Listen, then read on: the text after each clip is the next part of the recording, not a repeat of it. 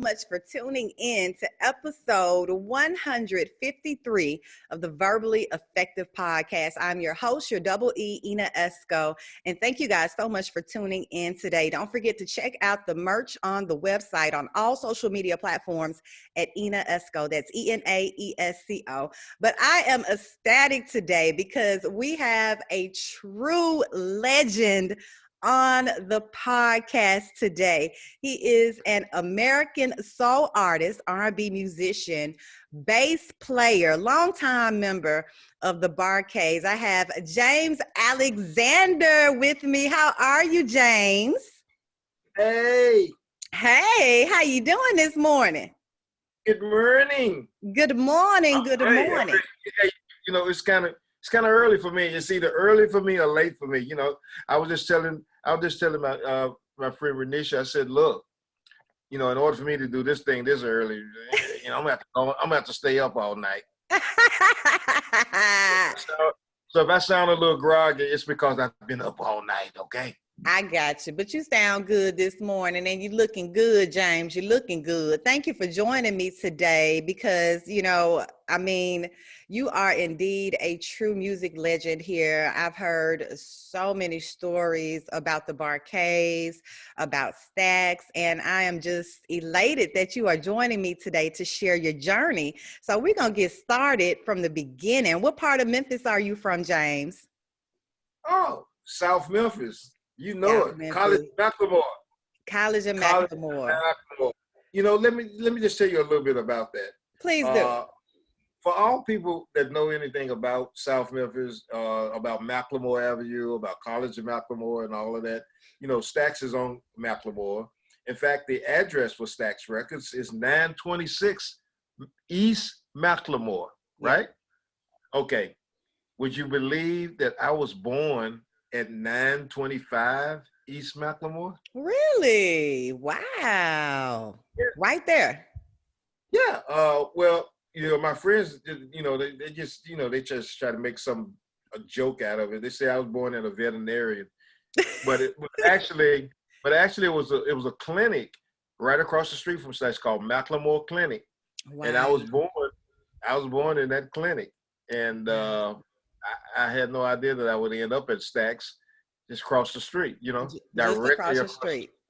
Right. Wow. So tell me about growing up in South Memphis back in the day, James. How was it for you, just growing up in South Memphis? Growing up in South Memphis was actually great. It was a neighborhood. Everybody knew everybody. Yeah, we knew all the hoodlums. We knew all the thugs. Because all the thugs used to hang out on the College and McClemore. Yeah. So like Black Sam and football and all these thugs used to hang out on College and McClemore. So but everybody knew everybody. Yeah. So it was real community oriented. Wow. What school did you go to? I went to Porter Junior High. Porter Junior Well, first of all, let's back up a minute. Okay. You said you went to Lemoyne On, right? I did. Okay. The parking lot of Lemoyne On over there off of Saxon. Yes. That used to be a private school called Lutheran Cooperative School. I started out in kindergarten there up to the 4th grade, and then from the 4th to the 6th grade, I went to another school in the neighborhood called Cummins Elementary. Okay. Then I went from Cummins Elementary to Porter Junior High, and from there across the street to BTW. Okay. Booker T. Washington High School. Yes, BTW. Look, we lead and others follow. Yes. Oh, wow. Now, James, when you were growing up, going to school, what were you into? What type of activities were you involved in? And did it include music back then? No. I must say that I had, strict parents. And God rest both of their souls, my mom and my dad. Had it been left up to my mom, I would not be doing nothing. I mean, she didn't want me to do nothing. She didn't want me to do anything. I mean, I went and when I was in junior high school, I went and told her that I wanted to play football. Oh no, I don't want you to play football. I don't want my baby to get hurt. You know, she was that type of mom. Overprotective. Yeah, then I went to her, said I wanted to be in the band. And she said, oh no, I don't want you to play in the band. You're gonna be out there with them loose women. Now what am I doing loose women back? I mean, I'm in junior high school. I don't even know anything of, I hadn't even discovered about women at that particular point in my life. Right. And she didn't want, so I thank my dad for telling my mom. She said, look, he told my mom, he said, look, just let that boy be a boy. Yeah, that sounds like a daddy. Yeah, he said, let him be a boy. If you want to do some stuff, let him do some stuff. Okay. So, I mean, my dad was, really behind me on that. Thank you, Dad. Thank you, Daddy. Thank you, Daddy. Now, did your dad have any experience with musicianship at all, or he just encouraged you? No, my dad was an old school player. Old school player. Yeah, player. He was like 6'3", tall, dark, chocolate. Mm-hmm. Always, well-dressed man, all of that. Girlfriend lived 5 doors down from us. Okay. Like that. Yeah. I got like that. Yeah, player. Golly. Well, okay. So Daddy encouraged you to go ahead and pursue music. So what was your introduction to music, James? My introduction, my mom, when I was very young. I mean, it happened subliminally. Beale Street has always been a famous street in Memphis. My mom took me downtown to Beale Street, right? Mm-hmm. And we went to see B.B. King and Bobby Blue Bland in Handy Park. They were performing on a flatbed truck. So people, kids, they probably laugh. They don't understand this. What they did is they backed 2 flatbed trucks up together and made a stage out of it. Yeah. And B.B. King and Bobby Bland was performing there, in Handy Park, free. Wow. Neither one of them was stars at that point, but they were just, on the come up. Mm-hmm. And however it happened, subliminally, that got into my system. And from that point to this point, life had never been the same for me. I didn't know it then, you know what I mean? Yeah. But, I always wanted to be involved in music. Wow. So you knew that's what you wanted to do after seeing them perform. I knew that's what I wanted to do. But actually, in junior high school and high school, I played football too. So, okay. I was pretty good in that, but I had to make a decision whether to, pursue music or football. And it was quite an easy decision. I got tired of getting hit in football. So let me go to something a little more, that don't require contact like that. Right. Now, what position did you play when you played football? Guard. Yeah. Okay. I know you was good. I know them ladies was like, "Ooh, James." No, not really. Like I said, when I was growing up, I was like a little Pillsbury doughboy. So, Okay. back, the light-skinned brothers had it going on back then. So, no, I was kind of like medium brown skin, a little kind of chubby. So I didn't, really wasn't much coming my way back then. I hear you. Okay. Well, James, tell me, what did you do after you graduated Booker T? Well, when I graduated from Booker T, it's kind of weird. While I was in high school, we used to play in nightclubs really illegally because, back then, the Vice Squad strictly enforced if you wasn't 18 years old, you wasn't supposed to be in no nightclub, okay? But, we were always in nightclubs. In fact, we were playing in a nightclub at the address is 500 Bill. It's a place called the Hippodrome. And it was a skating rink by day, and it was a nightclub by night. So we were playing in the Hippodrome on this one Saturday night, and there was a concert at the Mid-South Coliseum. It's called a package show. It was about 9 acts on the show. And like Sam and Dave, Carla Thomas, the Manhattans, Edwin Starr, and the headliner was Otis Redding. Mm.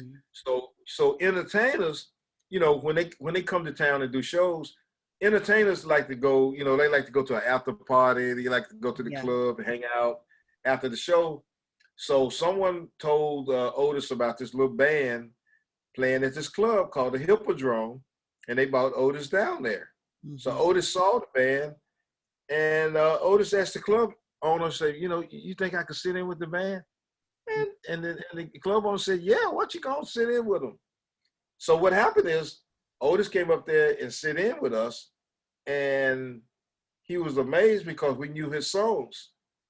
So when we got to performing with him, he told the club owner, which Al Bell was one of the club owners, you know, Al Bell from Stax Records. He was a part owner of the club. He said, I need them to be my band, like that. Wow. And you know, Al Bell told me, say, these guys are still in high school. He said, it doesn't matter. You know, I get them a tutor, take them on the road with me. So, wow. well, you're going to have to talk to their parents about that. So he talked to us, told us he really liked the band. Can I talk to your parents? He talked to our parents, said he wanted to take us on the road with him. Our parents said, no way, Jose. Oh, wow. Our parents said, look, we wasn't going anywhere. They were in unison with that. We were not going to go anywhere until we graduated from high school. Okay. So the day we graduated from high school, believe it or not, that same day, you know how people throw the caps and gowns, they throw their hats up in the air, you know, and all of that ceremony at graduation. We pulled them robes out. And threw the cap up in the air. They threw the cap up in the air and headed to the airport. Wow. And our first gig with Otis Redding was in New York City. Wow. How was it? How was it, James, that first gig in New York? It was in New York City at the Apollo Theater for 10 days. Now, can you imagine some squares from nowhere? I mean, you know, some country bumpkins from South Memphis in New York City. I mean, you know, at that point, we had never been no further than a 50-mile radius of Memphis, Tennessee. You know, like Shelby County. Gotcha. And then, you know, just like, you know, now we're in New York City. Wow. You remember that, don't you? Oh, my God. Tell me about that first gig, James. Tell me, when you hit New York off the plane, what were you thinking? What was your, you know, perception of what you saw coming from Memphis to now, you know, gigging with Otis Redding? Like, tell me about that. Well, first of all, when we got to New York, you know, we took the train from the airport to Grand Central Station.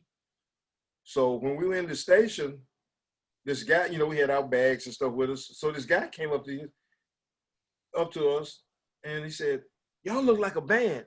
And so, you know, we were kind of like taken because somebody, you know, paid some attention to us.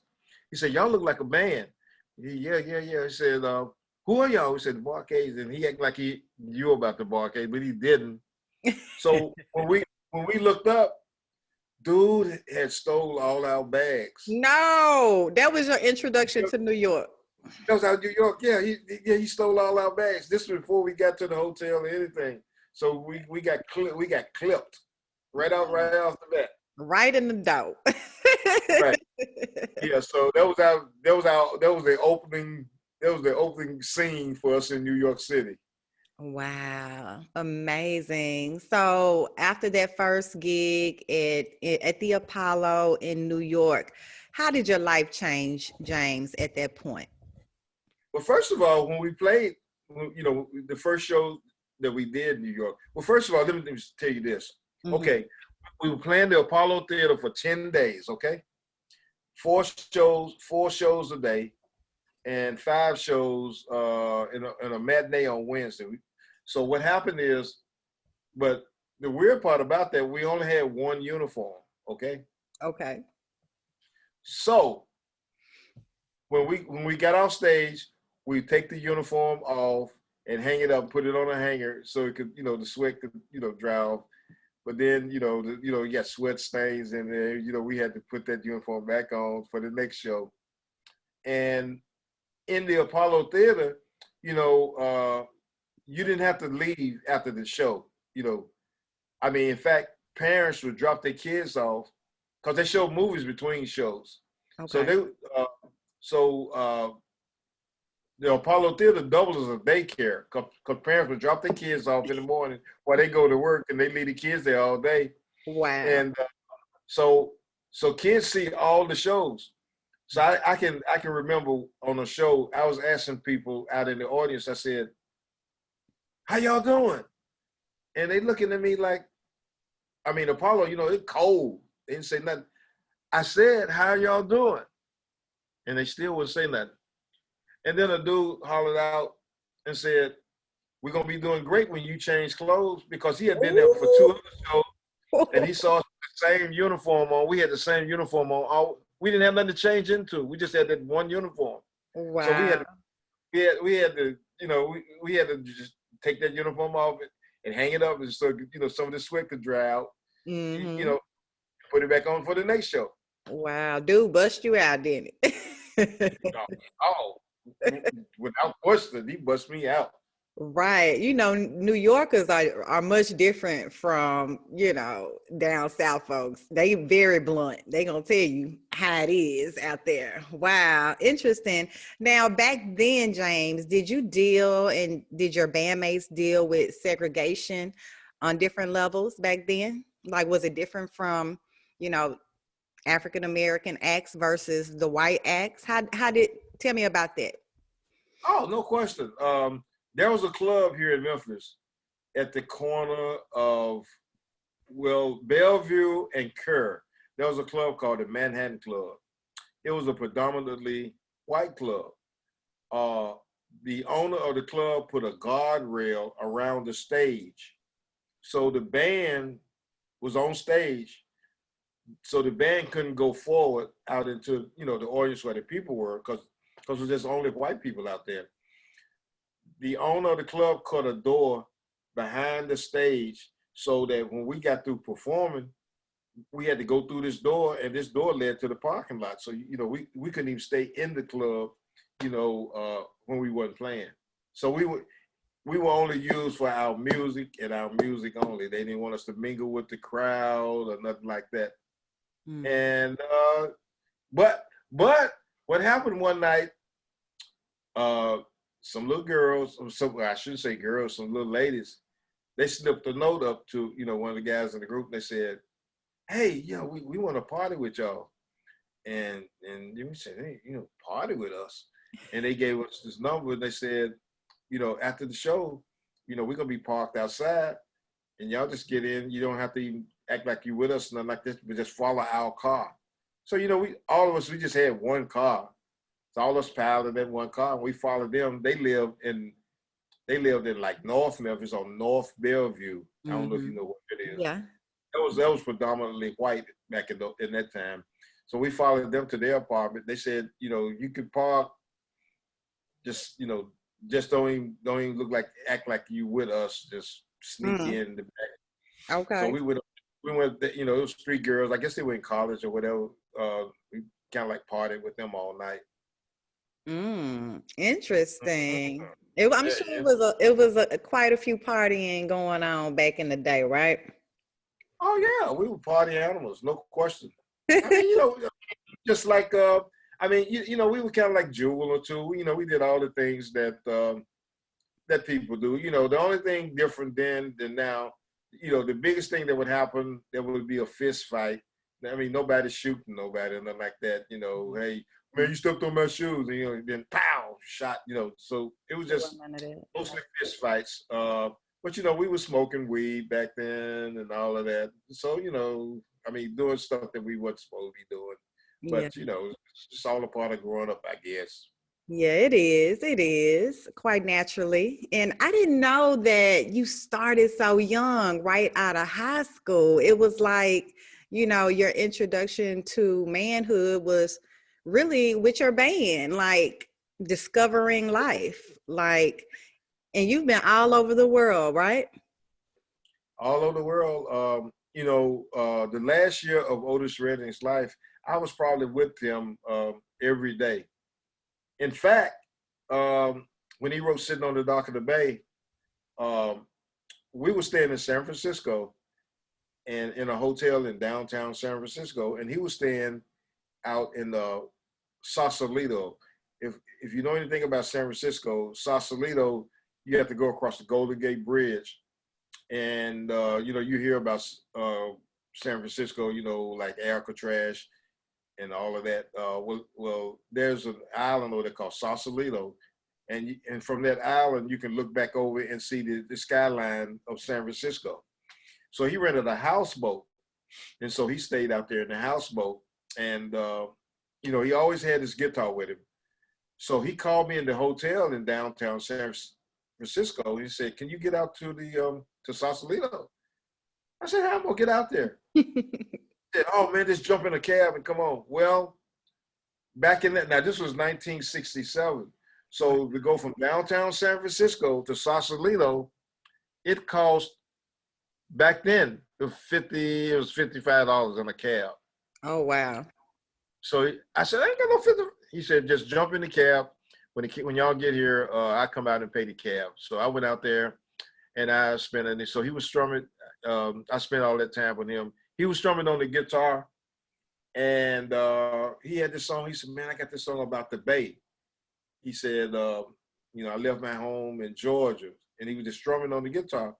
And before the day was over with, he had what would end up being "Sitting on the Dock of the Bay." Wow. Which is one of the largest selling single songs of all time. Yes, it is. I mean, everybody knows that song. You probably can't see it, but Atlantic Records awarded me a triple platinum single for "Sitting on the Dock of the Bay." Congratulations. Wow. Just because of our association with Otis Redding. But what a guy. I mean, I owe so much to Otis Redding, Isaac Hayes and David Porter. I mean, Booker T. Jones. These guys just mentored me. They helped mold. Oh, let's not forget Jim Stewart and Al Bell. Yeah. These guys helped mold and shape me, into the little musician that I am today. Big musician that you are today.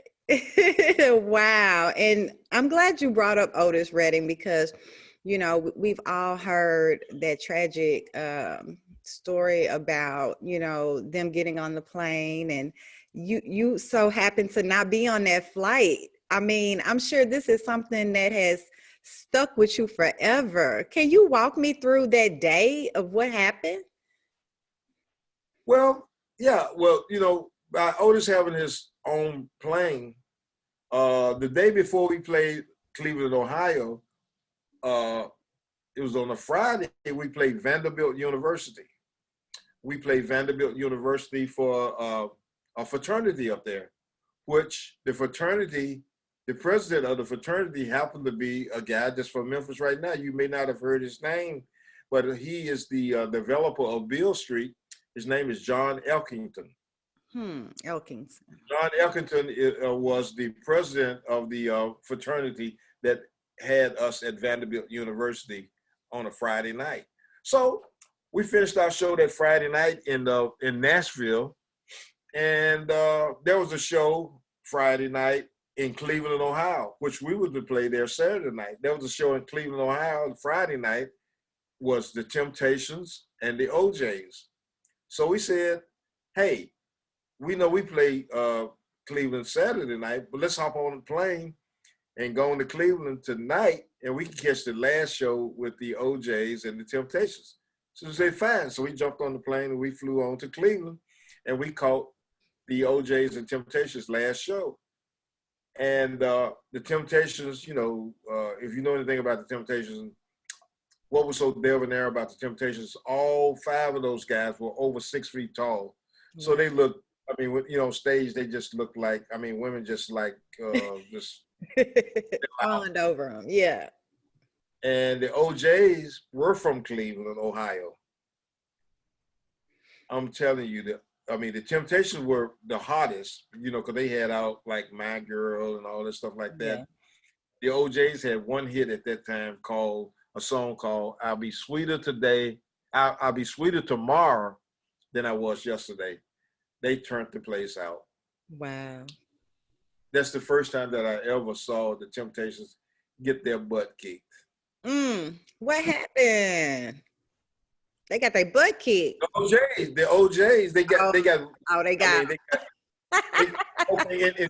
In musical terms, let me break it down to you. They got they got their head cut. That's Gotcha. what we call it. When you know when an act upstage another act. Mm-hmm. The OJs upstaged the Temptations. Well, wow. Amazing. And you witnessed that. I witnessed. Wow. Interesting. Wow. You have been. So Go ahead. what happened is, you know, we played Cleveland that Saturday night, and that was the last show. That would be the last show that we would do together. We did a TV show, which is online. I'm pretty sure Renisha I'll share the footage with you. We did a TV show, and then we left Cleveland en route to Madison, Wisconsin, because the next day we were playing the University of Wisconsin in Madison. Okay. So the plane that we were on, you know, it could only hold 10 people. So we had an entourage of 12 people. So this particular day, I didn't get on the private plane. I went, you know, 2 people had to always fly commercial. So this particular day, I happened to be one of the guys to fly commercial. Mm-hmm. And so I got on the commercial flight. So the pilot said, okay, you know, we flew from Nashville. I'm sorry, we flew from Cleveland, Ohio to Milwaukee. And he said, don't worry about flying to Madison. I will come to Milwaukee and pick you up. I'm going to drop them off in Madison. Then I'm going to fly back across the lake and pick y'all up. Push about maybe a 15-minute flight or something like that. So we sitting up, me and a gentleman by the name of Carl Sims, we sitting up waiting on the flight, and the flight never came. So, you know, we got word. We start calling around and, you know, have anybody heard from this flight?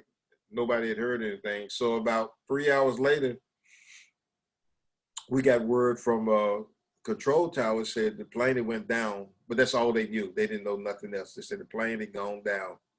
Then later on, they said the plane went down and we don't think it was any survivors on the plane. Oh my God. So later on, they sent some people from Madison, Wisconsin to pick us up to bring us to Madison.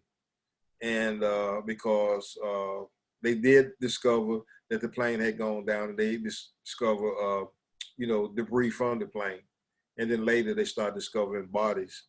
So I had to go in and start identifying people. Oh, So I had to stay up there like 4 days to identify everyone. what were you thinking, James? What were you thinking? I mean, I'm sure you were just totally traumatized at this point. Like, I know this isn't happening. I was traumatized. I mean, I was in shock. But you know, I was the only person because when you're traveling as a group like that, whatever person is left, I mean, there's some kind of rule that's in place that person has to stay around to identify everybody. You know, when you're traveling in a group like that. So I had to identify everybody. There was one survivor, a gentleman by the name of Ben Cawley. So he was in the hospital. So he was the only person on the plane that couldn't swim. And because the plane crashed into a lake. It was in December, so it was cold. And he survived the plane crash. So I went to the hospital to see him, and he was in shock. Have you ever seen a person looking at you but they can't respond to you? No. He was in shock. He couldn't respond. Wow. So I mean, that was that. I mean, I remember that stuff like it was yesterday. I bet you do. I bet you do. Yeah. How were you able to move on from that? I'm sorry. How were you able to move forward from that, James? And continue what is now the legacy of the Bar-Kays from that moment in your life? How were you able to move on? Okay, well, no one can really believe that this happened when we were like teenagers, but we had always said that. So, that gives me, that just lets me know that we had wisdom beyond our years. We always said to each other, we said that in case something happens to one of us or any of us, whoever is left, please carry on. Wow. And from that day to this day, that always stuck in my mind. Carry on, carry on. So the accident happened in December of 1967. By April of 1968, I was able to debut the new group. Wow. You moved right on and able to debut that group. How was it trying to, I guess in some way, fill the shoes of your other members? It was difficult. It was difficult because, you have to understand, I was just 17 years old, so. Very young. I didn't know my ass from a hole in the ground. Right. I no lie. I just did not know. I ain't gonna lie. I did not know what I was doing. I didn't know what I was doing, and but that thing stuck in my head. Whoever's left, please carry on. And so from that day to this, that resonates in my mind, in my actual mind, and also in my self-conscious mind. Whoever's left, carry on. Yeah. And then plus, I kind of like music a little bit, just a little bit. You know what I mean? Just a little taste. I should say music. I like entertainment. I like the entertainment industry. Because I have to say that over the years I've met some kind of quirky type people. I met some weird type people. And it's amazing. From meeting Prince to to Michael Jackson to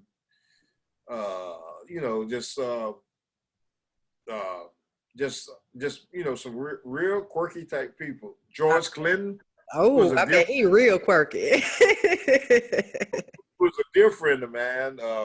Eddie Levert, who is probably in the entertainment industry, probably my best friend.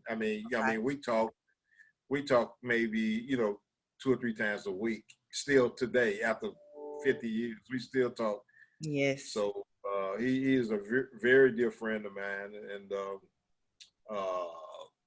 Little Richard. In fact, my dad threatened to kill Little Richard. Why? Well, I'm gonna tell you, Little Richard. If you know anything about Little Richard is he's special. He's special. He kind of a little girlish. Right. Right. And my dad is, even though he's an old school player, he old school. So I had the opportunity to play with Little Richard, right? Right. When I was 14 years old. And so I can't drive or anything like that.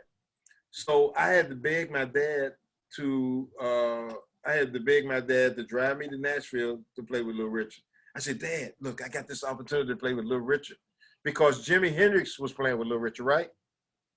And Jimi Hendrix had quit.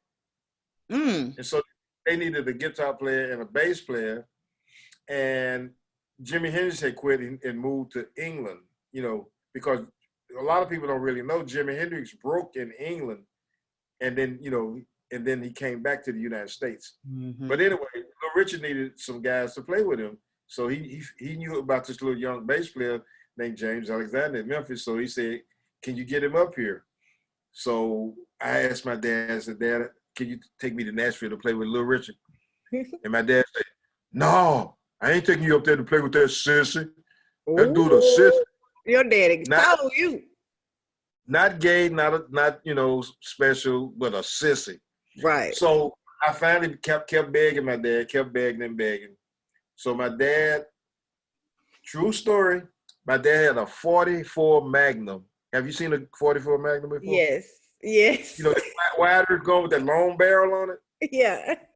He loaded that gun up. He put it under the front seat of his car, and he drove me to Nashville. Oh, he had something for Little Richard if he tried it, huh? No, he walked me to the door of the club, and he said, look, he said it just like this. He said, if that sister say anything wrong to you, you come out here in the car and you get me, and I come in and I killed it, blank, blank, blank, blank, blank. I killed him. He wasn't But playing. you know, no, he wasn't playing. But Little Richard, God rest his soul. Look, Little Richard never said anything out the way to me. Good. He was a professional. He was a professional. I mean, you know, Michael Jackson, Prince, you know, the way they wear their hair, the way they wear their makeup, even James Brown. Mm-hmm. Little Richard was doing this even before James Brown. So they all patterned after Little Richard. Even Otis Redding, they patterned after Little Richard. Mm-hmm. He's a legend. And he was about that business too, though. No, he was about that business. And, you know, as the Barkays, we had a gentleman in the group by the name of Larry Dodson, Mm-hmm. who, believe it or not, he was in a doo-wop group, but then he got with the Barkays, and we transformed him into this, you know, kind of like rock star type guy. But and a lot of people don't really know and understand that when we was starting out, Rick James used to come and sit on the front row of the show and take pictures of Larry Dodson. And Rick James' whole persona, his whole career is patterned after Larry Dodson. What? Yeah, and they became real close friends. Mm-hmm. Wow. Yeah, they became get high buddies. You know what I mean? Yeah, I know what you mean. Rick James, something serious now. Yeah. Wow. Rick James, bitch. I'm Rick James, bitch. Wow. Let me ask you this, James. What is it about the bass that you love so much? The bass guitar, like, why did you, you know, hone in on that particular instrument? And what do you love about that instrument? Well, first of all, let me tell you the backstory. I didn't really want to play bass. I wanted to play drums. Mm-hmm. But when I went to the band room, you know, when I stood up in the band room, the band director asked me, so what do you want to play? I said, I wanted to play drums. And he said, we don't need any more drummers. Yeah. We need tuba players. You know what a tuba is, right? Yes. Yes. Sousaphone, the big thing, the big ugly instrument. The big thing. Yeah. Yeah. So I had to play tuba if I wanted to be in the band. So I just transferred from tuba over to upright bass to electric bass. Mm-hmm.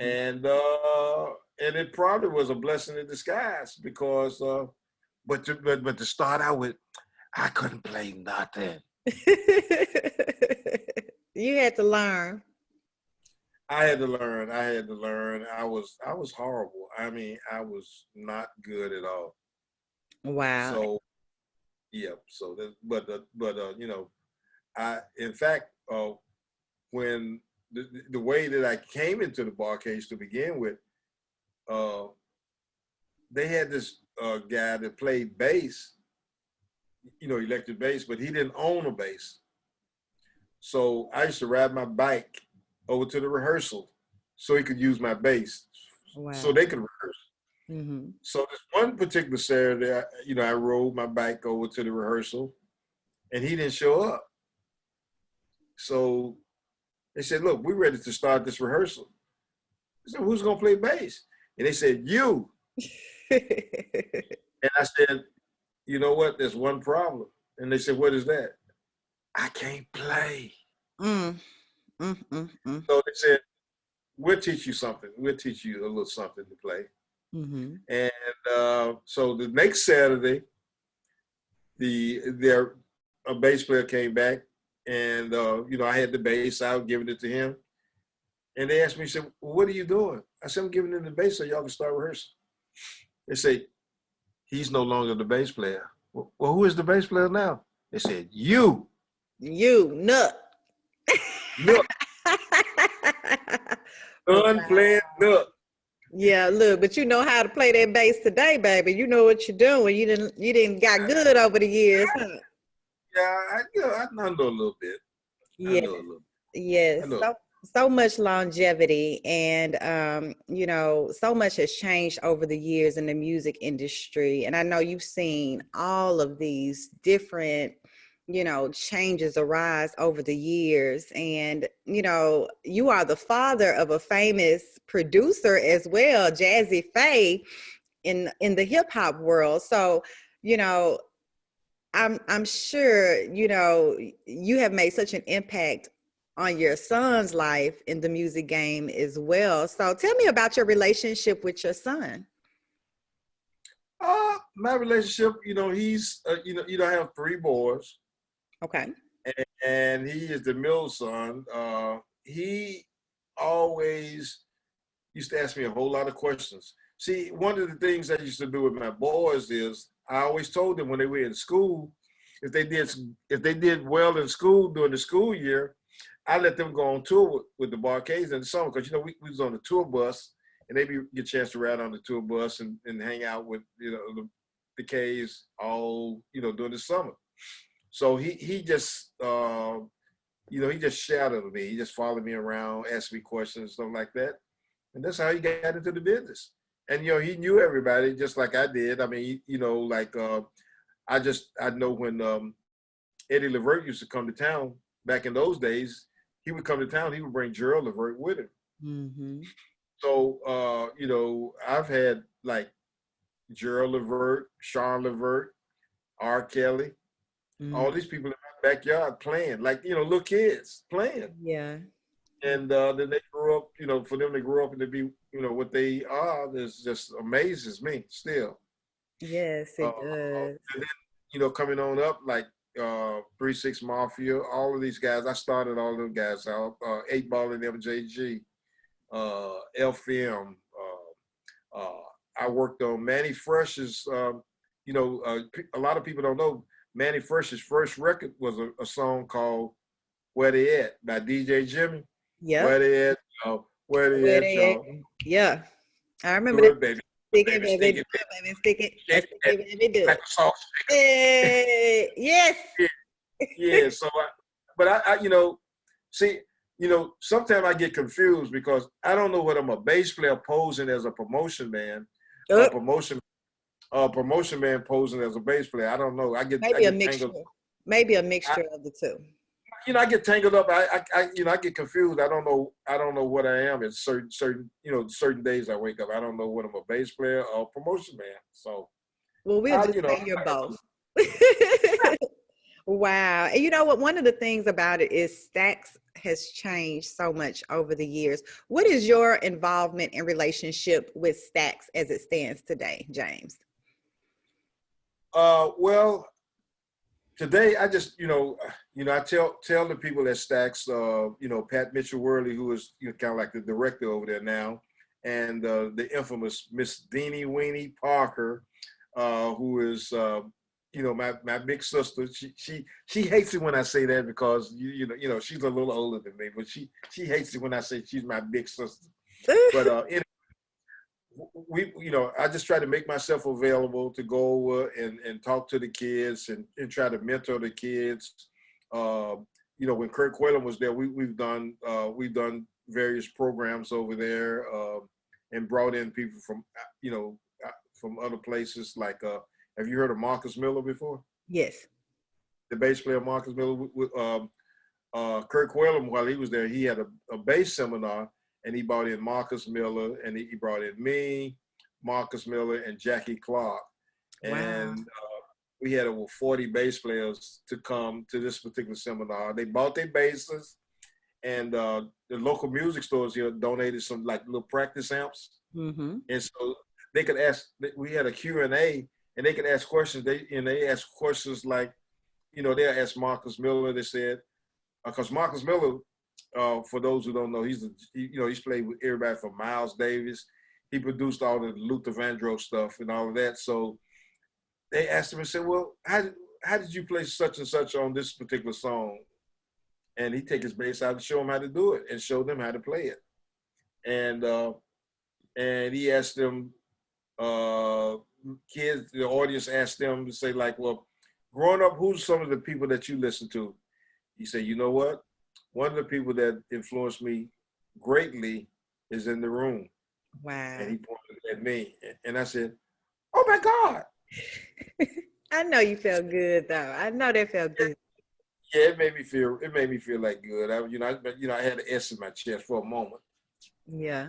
Wow. So you are a big influence to the upcoming musicians. Let's talk about Memphis for a minute. Like, you were born in South Memphis. You're still here today. What does Memphis mean to you, James? Memphis means the world to me. Memphis is very special. We just need Memphis to really recognize who they are, who she is, and the rich history that's right here. We need the powers that be to really focus on the rich history that's right here. I mean, Nashville is Nashville. Yeah, it's Atlanta, New York, LA, and all that stuff like that. But Memphis has probably one of the richest histories of anywhere in the world right here in Memphis. You know what I mean? Yes. I mean, you mean Aretha Franklin. Hey, Elvis Presley, for crying out loud. But then it goes on from there. Al Green,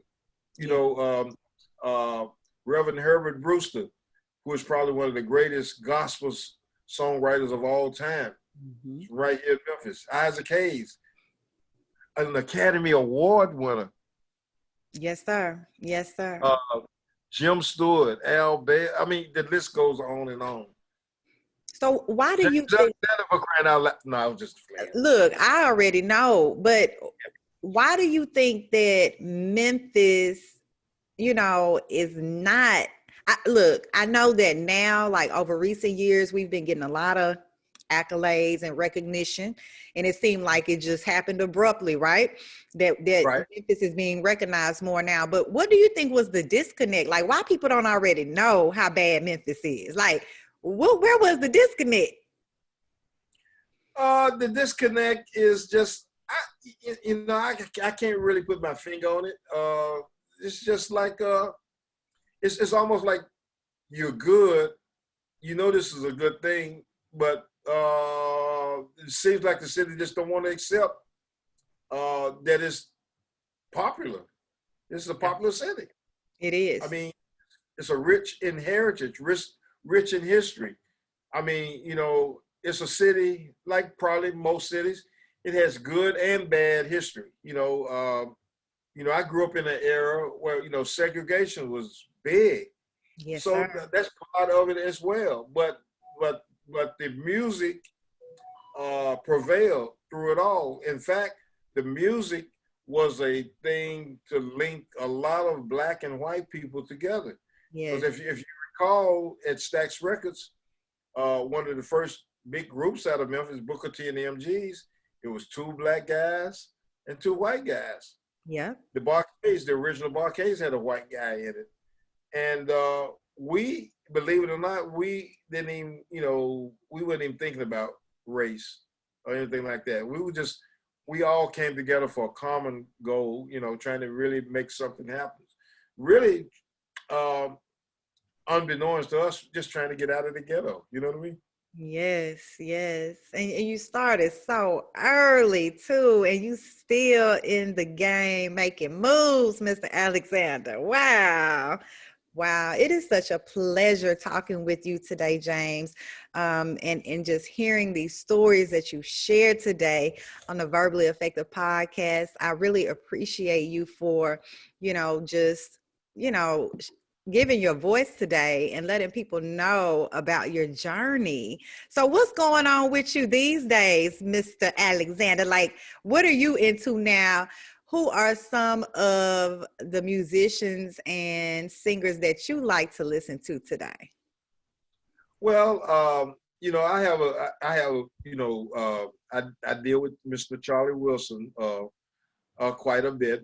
In fact, when Charlie Wilson, when he went solo, I worked all his first projects. In fact, I have a plaque on my wall with that, you know, I worked his first project, but, you know, his story is very special because, you know, the industry wasn't ready to really accept him because, you know, Charlie Wilson is a recovered drug addict.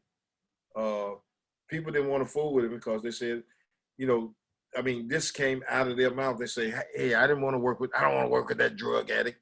But look at him today. So right. he's living proof that you know, you can get down, you know, you can get down, but you know, all you can do is dust yourself off, you can get back up. Yes. And so he's a prime example of that. So, you know, I'm very excited about working with them. Former, I want to say former lead singer of the Bar-Kays, Mr. Larry Dodson. He goes by the name of Larry D now. I'm helping him with his project. Okay. And then bringing on up, the Bar-Kays have a new lead singer. He's a little, we call him, you know, he's a little young buck. He don't like for me to say that. You know, he's straight out of Loves. Love. Yeah. Anyway, he's our new lead singer, and we got a new single that's coming out. In fact, I got to plug the date. 2/12/21, February the 12th, 2021. The Bar-Kays will have a new single called "Perfect Gentleman," because you know every woman is looking for a perfect gentleman. Yes, they like are. a girl like you, Miss E. Looking for a perfect.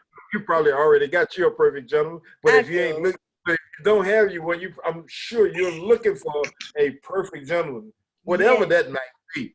And look, right in time for Valentine's too. I know what y'all doing over there. Right in time for Valentine's, get that perfect gentleman. Yeah, what about that? Wow. I like your little legs. Do that again. See, James, I want to ask you one more question, and you have to answer this question. I may not do it. What you gonna ask me now? You have to narrow it down. What is your favorite Bar-Kays song? If you could pick one from the old to the new, one. What is your favorite Bar-Kays song? I would say probably my favorite song by the Bar-Kays would have to be "Anticipation." Anticipation, yes. So why? Yeah, you can put that song on, and you know, hey, a lot of things can happen on that. You know, with that song on yeah. Yeah, that's the jam right there. Okay, and you know what? I'm gonna play that on. That's the jam right there. Yeah, I know about that. I know it. Look, I've been in radio for over 20 years. I know that may not sound like a long time to you, but you know, I know a lot about music, so I know about anticipation. Let me interview you. Are you from the South? Where are you from? I'm originally from Beaumont, Texas, but I've been in Memphis since. Yeah, I've been in Memphis. Oil field. By Port Arthur, yeah. But I've been in Memphis since '95. Oh, you're a Memphian now. See, that's what y'all say. Look, when I tell people that, they be like, "Oh, you from Memphis?" Yeah, from Memphis now. Yes, I love Memphis. Memphis has been very good to me. So, you know, I chose to stay here when I was going to Lemoore, and I thought I was going to move back to Texas and go to Dallas, but I stayed, and I don't have any regrets. I love Memphis. Yes. Right. Yes. Well, you know what? We're glad you're here, and I can't wait to meet you in person. Yes, sir. You know, Renisha and I want to bring you over to the building. You know, instead of, you know, what I like to do over here is instead of going out for lunch, you know, we have lunch brought in. I mean, don't get it twisted like you finna get no big lunch. I mean, it'd be something from like Lenny's or Subway or something like that. Good. Look, whatever I'm happy with whatever. I'm not picky. So I'm looking forward to that invitation, and I would love to come there and have lunch with you. We can social distance. We can social distance. Hey, trust me, we got enough room where you can social distance. You can be on one side of the building and we can be on the other. So, you know, I got you. and, I mean, we practice, you know, we done all the protocol things, you'll be safe here. Yeah. And with the impact of COVID, James, how has that changed your life? COVID-19. Oh, COVID has changed my life tremendously. In 2019, the Barcades did 43 shows. Mm, In 2020, the Barcades did 3 shows. that alone. So, Huh? Wow. but I have to say that the last show of 2020 that we did happened to be for young Dolph. What? Uh, young Dolph, I'll tell you a funny story. Young Dolph was trying to reach me on Instagram, and I wasn't on Instagram. You wouldn't So know. no, I was not on Instagram. He was trying to reach me since October on Instagram because he wanted me to play for his aunt's surprise birthday party in December, right? Right. And so the only way he got in touch with me was he was talking to Juicy J. And Juicy J, because that's one of my kids. I mean, I raised them up, 3-6 Mafia. So Juicy said, I got his telephone number. So Juicy gave Dolph my telephone number. Dolph called me. And this dude called, because he got this drawl voice, hey, Mr. J. Yeah. And I said, who is this? I started to hang up in his face, you know what I mean? Right. I started to hang up in his face. He said, this Dolph. I said, who? He said, Dolph. Dolph? Who is Dolph? Anyway, he said, I want to talk to you. And I gave him the address to the building. So he came by here. Mm-hmm. Dude came to the building. We sit down and talk for like 2 hours. Yeah. And he told me we played for his aunt's surprise birthday party, for 50 people. I mean, and it was off the chain. I bet it was. Yeah, so that was a great connection. I mean, we still stay in touch with each other. And don't be surprised, y'all, that the Barcades and Young Dolph gonna be doing a little something. See, I love those type of collaborations though. When the Memphis artists connect, you know what I'm saying? Amongst generations, it's such beautiful work. That's what we do. We connect. Yeah. Because I told him I started out by saying, I said, I do this show for your aunt under one condition. And he said, what's that? I said, you're gonna have to come up on stage and spit something out. He said, oh, no, you're going to put me on the spot like that? I said, you fucking A. Yeah, I'm going to put you on the spot like that. Look, that's so what he came up, we did the song that he got called, the Frankie Belly Mays song that they did, California. Yes, I like that one too. So we did that, and he come up and spit on that with the Barcades. And to make him feel comfortable, what we did is we let Al Capone do the introduction, and then Al Capone called Young Dolph up on stage. So he came up with his full length mink and his mink shoes. Iced out.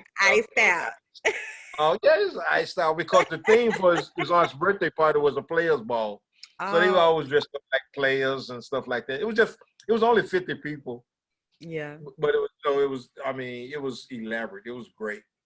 Oh, wow. A good time. Yes. Keep those collaborations coming, James. Oh, we're going to keep them coming. And look, we have a song too with my son, Jazze Pha. Okay. Tell me about it.